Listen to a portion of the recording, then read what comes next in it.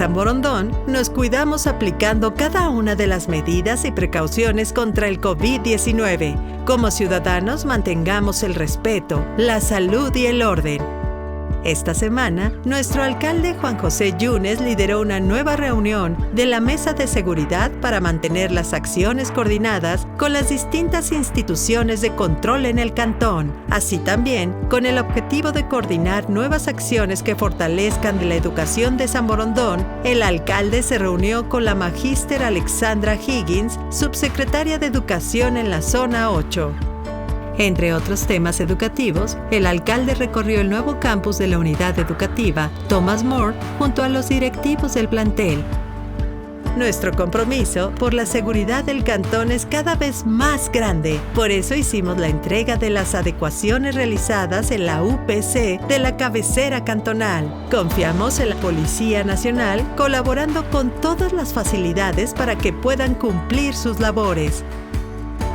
Finalizando nuestro resumen semanal, el bienestar y la tranquilidad de cada sanborondeño son nuestras prioridades. Continuamos con la entrega de kits de alimentos en todos los recintos del cantón. Ya son más de 100,000 kits que han sido entregados desde el inicio de la emergencia sanitaria. Recordemos que es tiempo de ser responsables y de unir todos nuestros esfuerzos por combatir al COVID-19. Mantente informado exclusivamente por medios oficiales. Alcaldía de San Borondón. Juan José Yunes, alcalde. ¿Qué tal, amigos de El Purgatorio Digital? Bienvenidos a una entrega más de su espacio de entrevistas a personajes del ámbito público y privado. La coyuntura electoral nos convoca, sin duda, a hacer un análisis y un diagnóstico de esto que está sucediendo, de candidaturas que llaman la atención, no tanto por folclóricas, sino por descaradas. Y por eso hemos invitado ahora al jurista y al editorialista de Diario El Universo, el doctor Hernán Pérez Luz, con quien vamos a tratar de hacer un análisis general en estos 25 y hasta 30 minutos de nuestro espacio. Doctor, muy buenos días. Gracias por atender esta entrevista. Bienvenido al Purgatorio. Buenas tardes, buenos días, buenas noches, ¿cómo le va? Gracias por tenerme solo en el purgatorio y no pasar al infierno. Sí, si no, imagínese, sería pero tan patético como lo que nos contó Dante Alighieri, ¿no? En la Divina Comedia. Pero bueno, el asunto es que, decía yo, candidaturas que más que folclóricas pueden llegar al descaro, y lo digo frontalmente porque es el sentimiento popular, quizás el hastío también, doctor, usted que es un ácido crítico de la política, usualmente sus escritos no se guardan nada, por eso lo califico de esa forma, y nos gustaría tener una lectura general, candidaturas de personas detenidas, de personas procesadas. Entramos a una discusión en torno a la aplicabilidad de una sentencia condenatoria ejecutoriada. Incluso hemos escuchado que la hermana de un expresidente está diciendo que él le ha otorgado un poder excepcional para que pueda aceptar una candidatura que debe hacerlo de manera personal, como lo dispone el Código de la Democracia. ¿En dónde estamos, doctor? Bueno, veamos, comencemos por lo último. El señor Correa no puede ser candidato porque él ya fue presidente de la República y la Constitución prohíbe que haya en más de dos la reelección más de una vez. Él ya fue presidente y fue reelecto una. Y la Constitución claramente establece que las inhabilidades que le aplican al presidente de la República son las mismas para el vicepresidente. Entonces está claro de que él no puede ser presidente, no puede ser candidato a la vicepresidencia de la República. Por tratarse de la función ejecutiva. Claro, porque la ley se lo prohíbe. La Constitución dice expresamente que no puede ser candidato a la vicepresidencia, porque si la única función que tiene el vicepresidente, básicamente la fundamental, es reemplazar al presidente de la República, lo obvio es que entonces no va a poder nunca lo va a poder reemplazar, ¿verdad? ¿Y qué va a hacer el país si en el momento de su binomio presidencial renuncia, por ejemplo? Él no puede tomar la presidencia porque a él le prohíbe la ley. Entonces vamos a tener un caso extraño en el que va a quedar vacante. Entonces, para evitarnos eso, hay que hablar con claridad. Él no puede ser candidato a la vicepresidencia. Ahora, ¿por qué lo ha hecho? ¿Por qué se ha inscrito? Es simplemente para armar un escándalo, para armar un asunto político. Eso es todo. Esto lo que quiere decir es que este señor, como ya vamos a ver otros, están usando la ley electoral, ¿verdad? A la legislación electoral. No con el afán de participar en las elecciones, etcétera, sino con el afán simplemente distorsionado de hacer campaña, de crearse la imagen de la víctima, etcétera. Eso está mal. Solamente por ese hecho este señor debería ser sancionado de alguna manera. Porque lo que estamos asistiendo, entonces mañana va a venir una persona que es de origen, de nacionalidad extranjera, y se va a inscribir como precandidato, sabiendo que no puede serlo, sabiendo que no lo puede ser, pero que le va a hacer, va a crear un pequeño escándalo, un incidente, etcétera, etcétera. Es lamentable, ¿verdad? Bueno, ahora, tampoco podría ser candidato a la vicepresidencia o candidato en general, porque tiene ya una sentencia que lo declaró culpable, ¿verdad?, de un delito serio como es el de soborno. Hay una discusión sobre si esa sentencia es o no califica como ejecutoriada o no. Bueno, pero en todo caso, yo creo que no puede tampoco ser por ese motivo. Y en general, lo que ha sucedido en el Ecuador es que se ha ido relajando las reglas electorales, de tal manera que tenemos esta avalancha de candidatos en el Ecuador. Y en esa relajación, esa flexibilidad que ahora se establece, tenemos entonces personas que, si además le van a pagar durante unas semanas y unos meses, ¿verdad?, la campaña electoral, en buena hora, pues entonces hemos tenido aquí una explosión básicamente de candidatos por la sumatoria de varios fenómenos. Ahora, sin duda, esto obedece a una lectura más vinculada a una técnica y estrategia muy conocida desde la ideología de izquierda de la victimización. Muchos, incluso a través de la victimización, han llegado al poder, han llegado a ocupar alguna dignidad de elección popular. Pero me acordaba también del argumento que usted señalaba con lo que hace incluso dicho el doctor Rafael Ollarte, que tiene que ver con la imposibilidad por tratarse de la segunda magistratura y que está vinculado aquello a la función ejecutiva. Pero si él debe de aceptar personalmente esa designación en las primarias, doctor, no cabe lo del poder que alega su hermana la arquitecta. A ver, vea, así, dejemos de lado el tema de la aceptación en presencia. Imaginemos que no estamos hablando de este señor Correa. Yo creo que en general, eso tarde o temprano, como usted bien dice, toda esta tecnología digital, etcétera, se va a dar. Eso se va a aceptar. Hoy en día la regla, como usted bien dice, es que haya una aceptación presencial. Yo, por mi lado, no le veo realmente dificultad en que esa aceptación sea virtual, etcétera. Lo que pasa es que no puede ser candidato porque no cumple con las reglas establecidas en la Constitución. Tampoco va a poder hacerlo, como usted bien dice, porque no va a poder presentarse físicamente al Consejo Nacional Electoral a aceptar la candidatura. Todo esto, ¿a qué nos lleva? A que se está jugando con la ley, se está creando un espectáculo, se está preparando el escenario de un show. La pregunta es, ¿esa es la democracia que queremos en el Ecuador? Esta es una manera de manipular a la ley.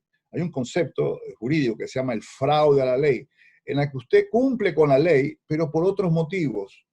La tuerce, ¿verdad? Hay un desvío de la ley. Se dicta una norma para tal cosa y uno la cumple, pero con otros fines. Entonces, aquí hay que hacer un examen de la finalidad de la ley electoral. La ley electoral se supone que facilita la participación ciudadana en la política. Y esta, a su vez, robustece a la democracia. Entonces, me va a usted decir que esta manera de crear escándalos, de registrarse como candidato sabiendo que no puede serlo, ni hace lo uno ni lo otro. Ni fortalece a la democracia, ni facilita la participación ciudadana, sino que nos distrae, nos abre un capítulo, vamos a comenzar a escuchar todo este llanto de cocodrilos, de que no lo dejan a este señor ser candidato, etcétera, etcétera. En fin, veamos un poco eso, esperemos que ese capítulo termine pronto y los ecuatorianos podamos concentrarnos en el tema ya de lo que nos viene más adelante en las próximas elecciones. Y sin duda lo de fondo, doctor, una elección con una multiplicidad de binomios, al menos en las primarias. Sabemos que esta es simplemente una designación que luego debe de aceptarse primero ante la instancia electoral y sus jurisdicciones provinciales, y luego hay un proceso de inscripción oficial. Esto es el 18 de septiembre y después de eso habrán entre 2 y 3 meses hasta inicios de enero para que finalmente se publique la lista oficial quienes hayan logrado sortear todas las impugnaciones y las apelaciones ante la última instancia electoral, que es el Tribunal Contencioso. Pero hablemos de esta dispersión versus la cohesión, que es la que anhela la centro-derecha. Allí parecería que se han dado los primeros pasos en una declaración formulada por Guillermo Lasso cuando se le preguntó si estaría dispuesto o no a hablar con Jaime Nebot. Dijo que él no tenía ningún inconveniente, pero Nebot, consecuentemente, en un comunicado ha dicho, a ver, nuestra candidata es la asambleísta Cristina Reyes. Será con ella con la que tendrá que hablar cualquier interesado de la centro-derecha para buscar algún tipo de acuerdo. ¿Qué tan factible es aquello, doctor, que los personalismos finalmente queden en una esquina y los intereses nacionales ahora sí se plasmen? Bueno, ojalá. Yo sí creo que la política ecuatoriana no puede llegar a estos extremos de personalismo, digamos. Aquí no están en juego las simpatías personales de las personas, más allá de que eso es importante. Evidentemente, pues tiene que haber algún tipo de química o de buena relación, pero en un país tan pequeño como el nuestro, resulta incomprensible a cualquier visitante extranjero de que líderes de, ya sea de centro izquierda o de derecha, que inclusive en este caso, como usted menciona, viven en la misma ciudad, tienen relativamente la misma trayectoria pública, obviamente el abogado Nebot pues con mucha mayor presencia, no puedan conversar, no puedan hablar, nadie les dice que se vayan a una fiesta juntos y que se den abrazos, simplemente conversar de política, que es lo que nos interesa a los ecuatorianos, que se converse sobre el futuro del país. Ojalá que esto se supere e igual yo creo que se debe suceder con otras candidaturas que más o menos son afines, que más o menos son convergentes, que están ahí en esa lista y que yo creo que sí deberían hacerse un esfuerzo por llegar a un consenso, ¿verdad?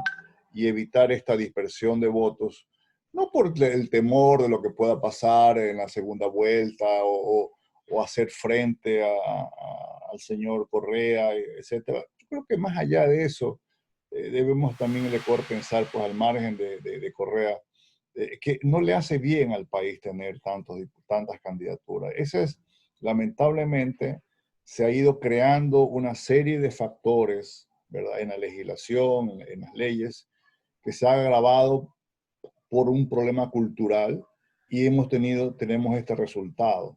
Vea, usted quizás no nacía, pero en el año 83 se pasó una reforma a la ley de elecciones por la cual se eliminó el que las elecciones para elegir a los miembros, a los diputados, sea junto en la segunda vuelta, junto con la elección presidencial. Cuando se hizo el proceso de retorno a la democracia, no solamente se aprobó una nueva constitución, sino que entró en vigencia una ley de partidos y una ley de elecciones. Muy bien, en la ley de elecciones quedaba claro que la elección presidencial era a doble vuelta, como lo decía la Constitución, y la elección de diputados se elegía junto en la segunda vuelta. ¿Por qué era necesario eso? Porque de esa manera el país se va aclarando, habiendo dos tendencias, dos candidatos generalmente representan a dos tendencias, y entonces en el Parlamento tenemos ya la posibilidad de ir escogiendo y quizás proveerle al Ejecutivo, al que queremos nosotros, también de una buena bancada legislativa, que es lo natural, ¿verdad? Ok, lamentablemente esta disposición fue derogada. ¿Por qué? Porque los partidos pequeños, venimos otra vez, el problema en el país, ¿verdad? Los intereses reducidos son más importantes que la sociedad en general. A los partidos pequeños les preocupaba de que esta disposición podía a ellos irlos diluyendo con el tiempo. Y es probable. También los partidos de centro derecha pequeños podían haber sido porque los obligaba de alguna manera a hacer alianzas. Fíjese usted, se movió entonces a la primera vuelta electoral y hoy en día uno de los problemas que tenemos es ese. Si usted habla con muchos de personas cercanas a estos binomios, lo que están buscando simplemente es llevar al Parlamento a unas 2 o 3 diputados, asambleístas, y luego ver cómo se negocia. Eso es increíble, pero eso es todo, cómo se negocia el apoyo en la segunda vuelta electoral. Porque ya las cartas de la baraja están echadas pues, en la primera vuelta. Los dos finalistas se encuentran que ya está marcada la cancha parlamentaria, y eso está mal. Ellos deben marcarla en la segunda vuelta electoral. Fíjense lo que puede hacer una pequeña reforma que les digo que es el sistema que se sigue en otros países, que se elige por segunda vuelta, en la segunda vuelta también se elige al Parlamento. Esperemos que eso cambie. Ese es un cambio. El otro cambio que afectó mucho fue que se fueron relajando, se fueron flexibilizando los requisitos para establecer partidos políticos. Se dijo de pronto que, bueno, no solamente los partidos políticos podían hacer, entre comillas, política, sino también los movimientos. Y que para hacer un movimiento político, bueno, no se necesita tener afiliados, basta tener simpatizantes. Si usted pasa por la calle, firme aquí, soy simpatizante del movimiento. Ahora tienen unos nombres que parecen de yogur, ¿no? Cambio, belleza, novedad, el futuro es mío, quién sabe. Bueno, amigo es otro, ¿no? Del señor ex diputado, ex asambleísta Daniel Mendoza. Entonces tenemos ese problema también que se añade. Es la facilidad, ¿verdad? Las barreras se fueron bajando. Tercera cosa, hay mucho dinero de por medio. Hay mucho dinero de por medio. Entonces ahora, caramba, me consigo un par de amigos que no tienen que comprometerse, pues no necesita que estén afiliados, basta que ellos son simpatizantes, me llenan un formulario, declaro que tengo una ideología X, que simplemente no soy ni de izquierda ni de derecha, que todo quiero hacer el bien y que voy a apoyar las cosas buenas y estar en contra de las malas, como que eso ya estoy definiendo todo. Y entonces en ese momento ya tengo la opción de que por 2, 3 meses vamos a tener acceso a los medios de comunicación, me voy a hacer conocido, me van a financiar la campaña electoral. O sea, aquí hay mucho dinero de por medio. Entonces eso también es un ingrediente que hay que repensarlo. Yo no estoy diciendo que eso esté mal o no. Probablemente hay que repensarlo realmente cuánto hay que darle a estas personas, esta fórmula de financiar los ecuatorianos estas campañas electorales. O financiamos solamente la segunda vuelta, por ejemplo, podría ser una posibilidad.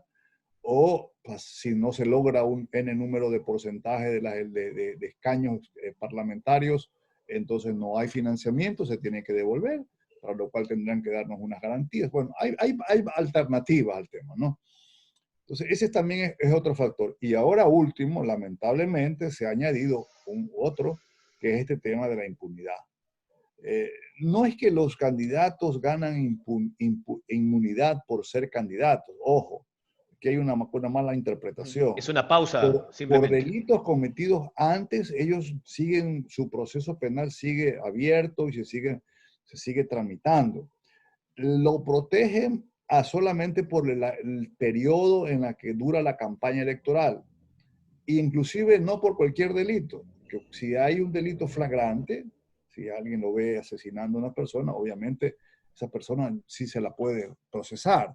Y hay, creo que, un delito de abuso sexual, etc. Bueno, violencia intrafamiliar, doctor. Pero sí, exactamente. Pero en todo caso no deja de ser importante, pero lo grave es que ahora se ha interpretado que las personas, no importa que ya la fiscalía haya presentado cargos, no importa que el juez haya aceptado que sí hay cargos y esté preparándose el proceso. Tampoco importa que el juez, el tribunal, haya dictaminado que efectivamente se cometió un delito y que la persona es culpable.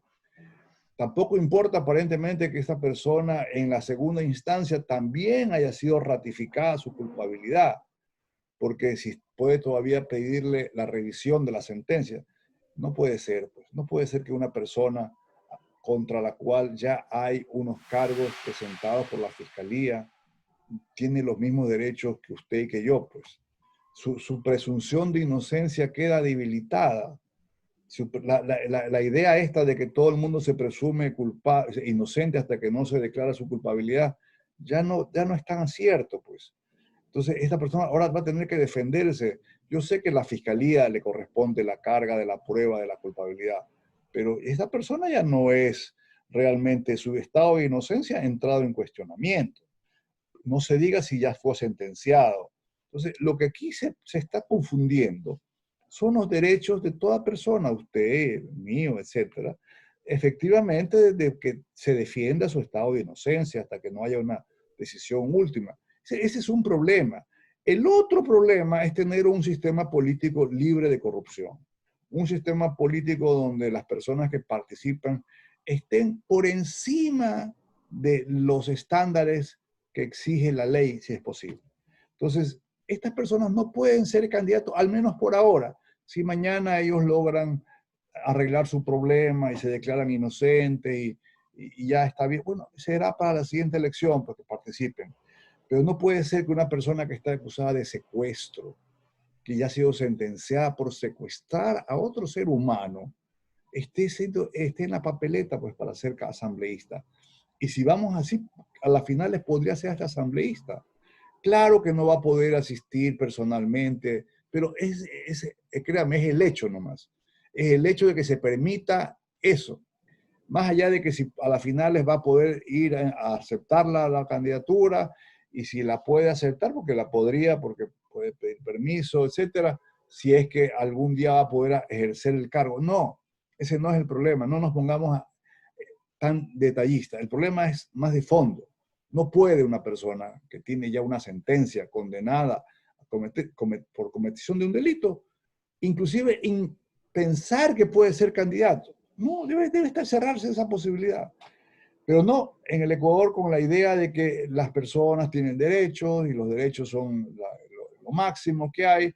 Entonces ahora resulta que usted y yo, en cada barrio, cada cantón, cada parroquia, puede tener un candidato a la presidencia de la República en el Ecuador. El doctor Hernán Pérez Luz, editorialista de Diario El Universo, jurista, está en el Purgatorio Digital. Agradecemos la deferencia del doctor por haber atendido esta entrevista. Y antes de ir a la pausa comercial, solo quería hacer una conclusión de toda su exposición, que estuvo bastante fina y detallada. Sucede que, desde mi punto de vista, parecería que hay una manipulación del estado de inocencia y el debido proceso. Una manipulación que busca generar victimización, porque se comienza a confundir todo, que es lo que usted muy bien ha señalado, doctor. Vamos a la pausa comercial. Esto es El Purgatorio Digital. Estamos con el doctor Hernán Pérez Luz. Analizamos la coyuntura electoral. En San Borondón nos cuidamos aplicando cada una de las medidas y precauciones contra el COVID-19. Como ciudadanos mantengamos el respeto, la salud y el orden. Esta semana, nuestro alcalde Juan José Yunes lideró una nueva reunión de la Mesa de Seguridad para mantener las acciones coordinadas con las distintas instituciones de control en el cantón, así también con el objetivo de coordinar nuevas acciones que fortalezcan la educación de San Borondón. El alcalde se reunió con la magíster Alexandra Higgins, subsecretaria de Educación en la Zona 8. Entre otros temas educativos, el alcalde recorrió el nuevo campus de la unidad educativa Thomas More junto a los directivos del plantel. Nuestro compromiso por la seguridad del cantón es cada vez más grande. Por eso hicimos la entrega de las adecuaciones realizadas en la UPC de la cabecera cantonal. Confiamos en la Policía Nacional colaborando con todas las facilidades para que puedan cumplir sus labores. Finalizando nuestro resumen semanal, el bienestar y la tranquilidad de cada sanborondeño son nuestras prioridades. Continuamos con la entrega de kits de alimentos en todos los recintos del cantón. Ya son más de 100,000 kits que han sido entregados desde el inicio de la emergencia sanitaria. Recordemos que es tiempo de ser responsables y de unir todos nuestros esfuerzos por combatir al COVID-19. Mantente informado exclusivamente por medios oficiales. Alcaldía de San Borondón. Juan José Yunes, alcalde.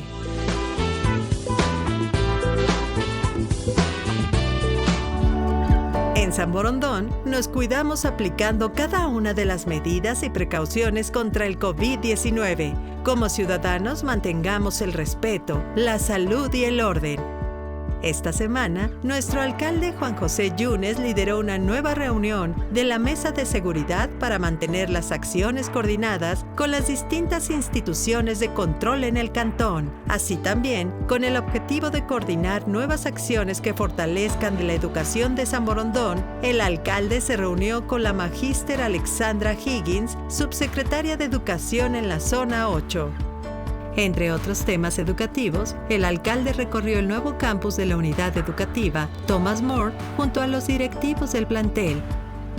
Nuestro compromiso por la seguridad del cantón es cada vez más grande. Por eso hicimos la entrega de las adecuaciones realizadas en la UPC de la cabecera cantonal. Confiamos en la Policía Nacional colaborando con todas las facilidades para que puedan cumplir sus labores.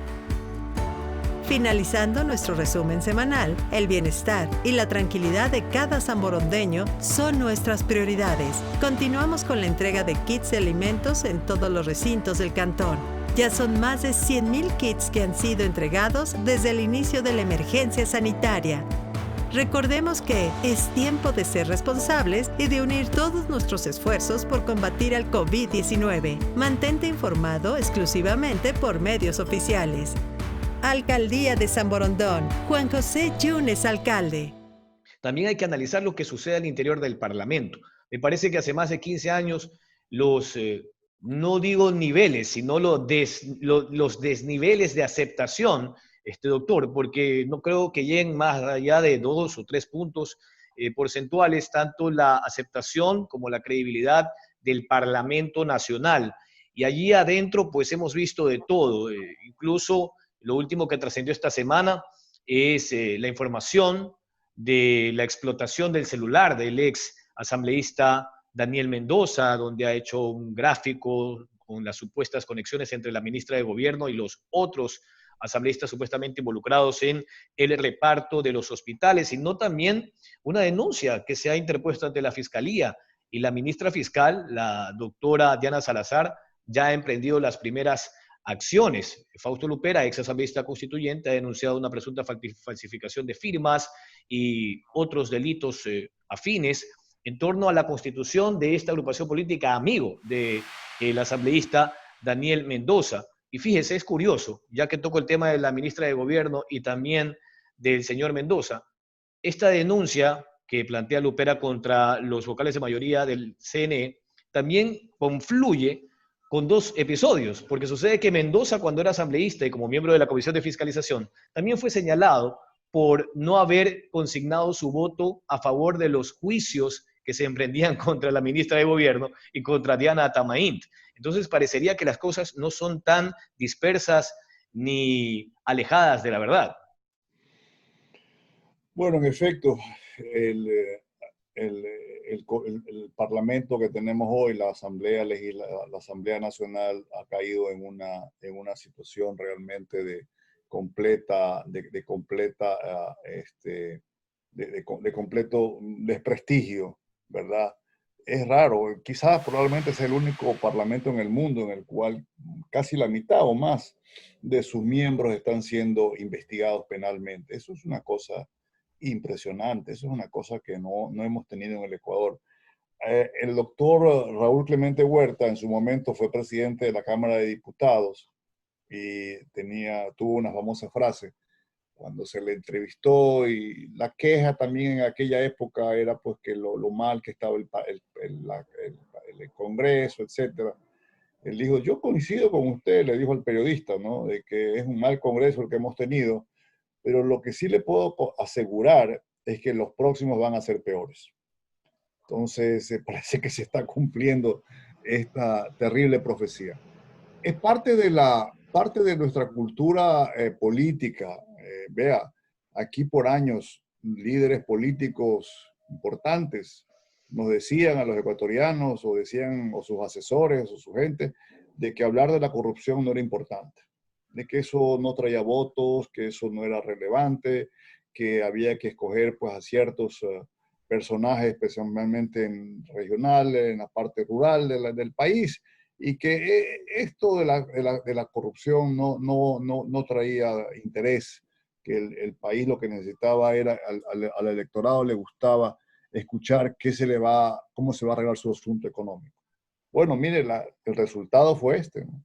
El resultado de tanto decirnos que no importaba la corrupción, que por eso se podían poner a delanteros, arqueros, defensas, centrocampistas, tenistas, alzadores de pesa y faranduleros, era natural, porque eso sí trae los votos. O sea, ahí hay una concepción de la élite política ecuatoriana que parecería como que no quiere dar un salto de maduración, un salto de desarrollo político, ¿verdad? Los hechos que usted me dice son graves, evidentemente, habría que investigar. Yo a veces también veo que puede haber una exageración en algunas cosas, hay que andar con cuidado, pero no, son graves. El tema de los hospitales debe investigarse. Evidentemente, eso tiene que tener una explicación. Ahora, no es nuevo, le cuento, sería engañarnos en el Ecuador si esto vamos a pensar que simplemente se ha instalado esta red de corrupción, y creo que puede haber en otros lugares, lamentablemente, ¿no? Mire, en el sector petrolero, vea esas fórmulas de la preventa con Petrochina, estamos hablando de millones o billones de dólares. Esto de aquí, si usted quiere, puede ser más bien algo realmente minúsculo comparado con estos grandes latrocinios que ha tenido el país. Sí, hay que estar y exigirle explicaciones, obviamente, a la ministra de Gobierno y a los asambleístas. Pero no fue el único asambleísta que se hizo de la vista gorda cuando la Comisión de Fiscalización quiso pasar el caso de la señora Tamair al Pleno. Recuerde usted que hubo otros asambleístas que estaban en la comisión que también bloquearon el pedido del denunciante de que este caso pase a conocimiento del Pleno de la Asamblea, que probablemente ella lo iba a ganar, pero era bien cuesta arriba verla defenderse de las gravísimas acusaciones que se tenían en una comisión de N número reducida que en el Pleno a vista de todo el país. Ahí hubo la mano de algunos líderes políticos que le perdonaron a esta señora pasar este trance que tuvo. Y ahora tenemos las consecuencias, ¿no? Acuérdense que el Consejo Nacional Electoral, en su mayoría, aprobó un informe exculpándolo a Correa del caso Arroz Verde. Así es. Eso es gravísimo. Eso, solamente por ese hecho estas personas deberían retirarse de ahí. Entonces, según el informe, no había doble contabilidad en el movimiento Alianza País, todo era una maravilla, estos señores eran unos ángeles bajados del cielo, eran más escrupulosos pues pues, entonces, no tiene presentación el Consejo Nacional Electoral liderado por una persona que a ojos de ella, el señor Correa no cometió ningún delito, ninguna infracción electoral, cuando todo el mundo sabe que esa fue la esencia del caso Arroz Verde, es precisamente la doble contabilidad que llevaba ese movimiento. Y claro, sobre todo porque luego lo que se convirtió en el caso Sobornos 2012-2016 finalmente tuvo una sentencia y solo se aguarda una casación que se va a llevar a cabo el próximo jueves 3 de septiembre. Pero doctor, usted hace alusión a el nivel y la calidad de los candidatos específicamente a la Asamblea Nacional. Y fíjese, ustedes como Comité por la Institucionalidad del Estado plantearon enmiendas ante la Corte Constitucional. Plantearon enmiendas como, por ejemplo, que se vuelva a poner como límite de edad para ser candidato a la Asamblea 21 años, como sucedía en la Constitución del 98, porque en la de Montecristi aquello se bajó a 18 años, es decir, un bachiller que goza de derechos políticos y no tiene ninguna sentencia condenatoria ejecutoriada, simplemente ya puede ser candidato a la Asamblea. No estoy menospreciando a los bachilleres o a los jóvenes que salen luego a las universidades, simplemente hablo de esta flexibilidad que hay en el Código de la Democracia y y muy sustancialmente, esencialmente la Constitución. Pero lo otro que a mí me parecía sumamente válido y que, claro, toda una discusión se construyó desde la Corte Constitucional sobre el estado de inocencia, que era lo que hablábamos en el primer bloque, y volvemos a lo mismo. Ustedes planteaban, me parecía muy válido, que quien tenga un llamamiento a juicio, solo un llamamiento a juicio, ni siquiera estaban planteando que tengan una sentencia en primera instancia o en segunda instancia, que es el caso del expresidente hoy, sino que el que tenga llamamiento a juicio simplemente tenía que ser descalificado, inhabilitado. Pero aquello no pasó en la Corte Constitucional, doctor, porque se alegó nuevamente lo del estado de inocencia y el debido proceso y que todos somos inocentes hasta que no se demuestre lo contrario. Pero si seguimos bloqueando, creo yo, cambios de vanguardia a la ley, vamos a seguir en el mismo pantano, doctor. Yo sí, lamentablemente discrepo con la Corte. Hubo un voto salvado, quiero decir, creo que fue de la magistrada Corral. No coincido con la Corte. La Corte se confundió, me parece, y tiene esta lectura de que como en la Constitución tenemos este principio de la progresividad de los derechos, si una persona ahora se le sube la edad de a 21 años, ya hay una regresión de derechos, pero eso no veo sentido realmente, ¿no? Yo diría que si mañana se le ocurre a alguien pasar una ley eliminando el derecho a votar de la mujer, bueno, obviamente ahí hay una regresión de derechos, pero bajar la edad o subir la edad de 18 años a 21 no hay. En el proyecto que usted se refiere, inclusive habíamos pedido que tenían que tener los candidatos a senadores un título profesional y Así una es. cierta experiencia. También se quitó eso, alegando de que no, esto podría atentar pues, contra el derecho a la igualdad, a las oportunidades, etc. Fíjese cómo esas pequeñas cosas cómo van provocando. Pero veámoslo con lo que tenemos. Con lo que tenemos. Yo no creo que el tema de la presunción de inocencia ha sido tratado con mucha seriedad. Una cosa es que a nosotros se nos presuma inocentes hasta que no se pruebe lo contrario. Otra cosa es que para ejercer el derecho, el derecho a la participación política haya ciertas reglas mínimas, ¿verdad? Que no son tampoco reglas arbitrarias, no son reglas absurdas, no son reglas tontas, no son caprichosas, tienen un sentido. Yo no le puedo dar un mensaje al país que personas que ya han sido condenadas, ¿verdad? Por cometer un delito, diga usted, de narcotráfico, de pedofilia, de abuso sexual, sí puede ser candidato tranquilamente entonces, aquí hay un problema. El derecho a la participación no es un derecho absoluto. No hay un derecho absoluto. Puede haber limitaciones. Ese es todo lo que... Pero bueno, ese es un debate interesante, importante y que yo sí creo que lo debemos seguir presionando. Yo creo que la Corte puede cambiar de opinión quizás en un momento determinado más adelante, explicando con mayor razones. Vamos a ver. Pero hasta mientras también hay una decisión de los ecuatorianos, pues, porque somos nosotros finalmente los que vamos a votar. Allá quería llegar, doctor. ¿Qué pasa con el electorado nacional? Parecería que aquí todos van a las urnas solo por un certificado y no nos vamos a meter a esa discusión que me parece estéril de analizar la suspensión o la eliminación del pago de la multa y que no sea obligatorio entregar el certificado de votación en trámites públicos cuando eso está contemplado en la Constitución y en el Código de la Democracia. Me parece que fue algo que se dijo sin ningún sustento.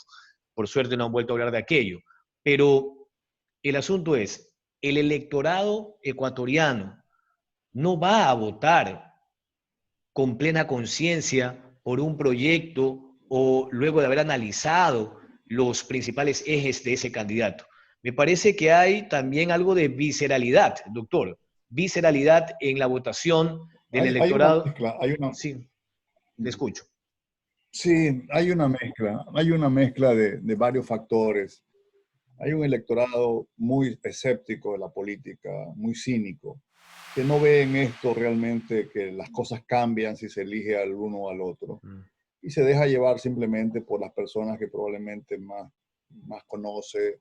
Y de ahí viene este tema de los futbolistas, de ahí viene un candidato a la presidencia que ofrece que va a llevar a un equipo de fútbol a ser campeón de América y cosas por el estilo. ¿Ves? Entonces se ha ido relajando más y más el tema este. de la participación en la vida pública. Yo creo que probablemente esta ocasión el electorado sí se da cuenta que esta es una elección decisiva. O vamos a votar por las personas que han corrompido el sistema y que ahí tenemos una corrupción terrible en los hospitales, cosa que de alguna manera ha contribuido al fallecimiento de ecuatorianos.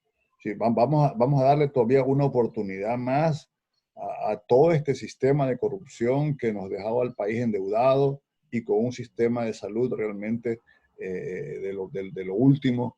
Sí, tenemos que ser conscientes en el tema y yo espero que en esta elección los ecuatorianos pues, tengan un poco más de conciencia.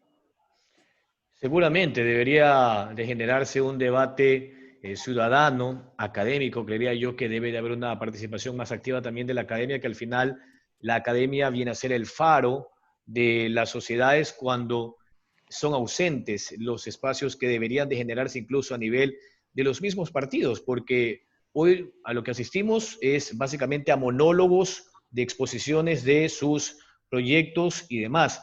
Pero insisto, yo creo que esto a manera de conclusión, porque se nos agotó el tiempo, doctor, ¿cómo conseguir finalmente a un electorado maduro que sepa y que tenga plena conciencia del poder del voto? Es decir, que cada 4 años es la única instancia en la que puede el electorado generar un espacio de prosperidad, de progreso, de crecimiento, o generar un espacio para el sepulcro.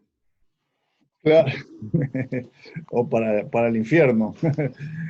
Sí, vea, aquí lo que podemos hacer los ciudadanos es, al margen de que la ley solamente exige mínimos, casi nulos requisitos, nosotros exigirles, hacer preguntas a los candidatos. A ver, ¿cuántas veces usted o sus parientes han tenido problemas con la Contraloría General del Estado? ¿Cuántas veces usted ha sido detenido? ¿Cuántas veces usted ha sido? No importa que no hay sentencia, pero queremos conocer su pasado. Queremos conocer en qué trabaja, cómo declara sus impuestos a la renta, si ha declarado el impuesto, de qué vive, de qué ha vivido en los últimos años, cómo vive. Si esas preguntas, que son básicamente qué preparación tiene, cómo va a trabajar, qué nos ofrece, esas preguntas son claves. Y decía, si a usted pasó el estándar o los requisitos de la ley, ahora quiero yo como ciudadano ponerle otro estándar, un estándar de la ética. Ese es el punto. Nosotros tenemos que aquí, y lo difícil en el Ecuador, no es tanto quizás el tema económico, que de alguna manera probablemente con un poco de inteligencia lo podemos superar. El problema es ético.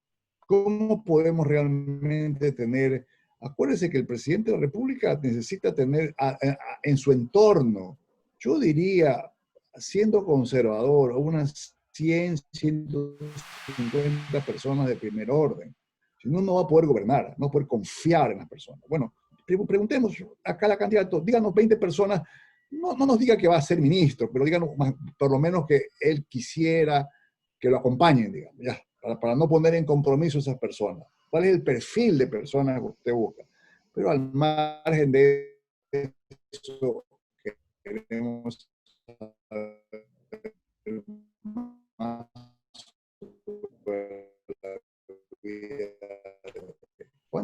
¿Cuánto ha pagado de la ley? La tenemos que hacer los ciudadanos. Totalmente de acuerdo, doctor. Y bueno, con esa última exposición vamos a despedir este espacio del Purgatorio Digital con el doctor Hernán Pérez Luz. Ojalá, doctor, que exista esa iluminación en el electorado, ¿no? Porque yo creo que ya nadie quiere seguir en esa especie de estado parasitario, ¿no? En el que solo vive el gobierno de turno para plantear más impuestos en una economía que no da para más, que encima sigue convaleciente por el COVID, y cuando la gente tiene su sueldo o bien disminuido o bien se encuentra desempleada la gente. Entonces, sí creo que hay que exhortar a la ciudadanía a que empiece a leer bien, con claridad, si quiere seguir bajo un gobierno o bajo un sistema que ha marcado una suerte de estado parasitario donde impera la impunidad. Como yo he dicho, el imperio de la impunidad es lo que está viviendo el Ecuador, y esperemos que en algún momento salgamos de este estatus, porque a veces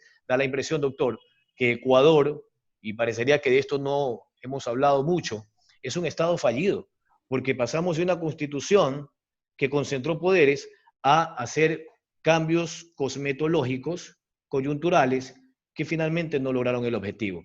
Muchas gracias, doctor, por su deferencia. Bueno, ha sido un placer. bueno. Seguramente más adelante tendremos otra oportunidad para conversar de política. Bien, así concluimos el Purgatorio Digital. Estuvimos con el doctor Hernán Pérez Luz, editorialista de Diario El Universo y analista político. Con ustedes, muchas gracias por su atención. Estamos en contacto en una próxima emisión del Purgatorio. En San Borondón nos cuidamos aplicando cada una de las medidas y precauciones contra el COVID-19. Como ciudadanos mantengamos el respeto, la salud y el orden.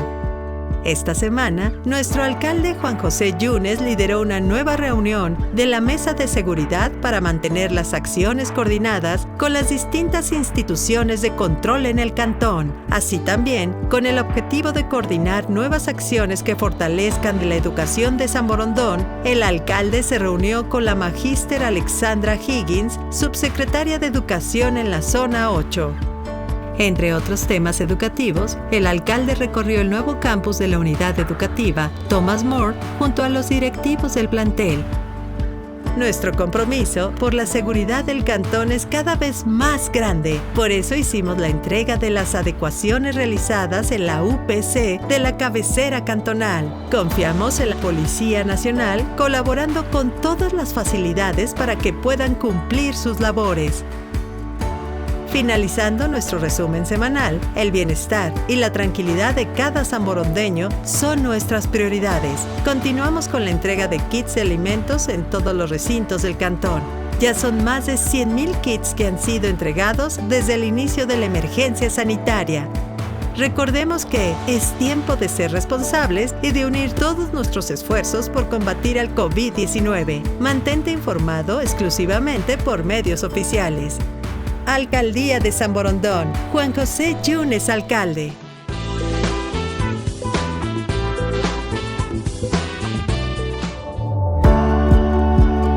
En San Borondón nos cuidamos aplicando cada una de las medidas y precauciones contra el COVID-19. Como ciudadanos mantengamos el respeto, la salud y el orden.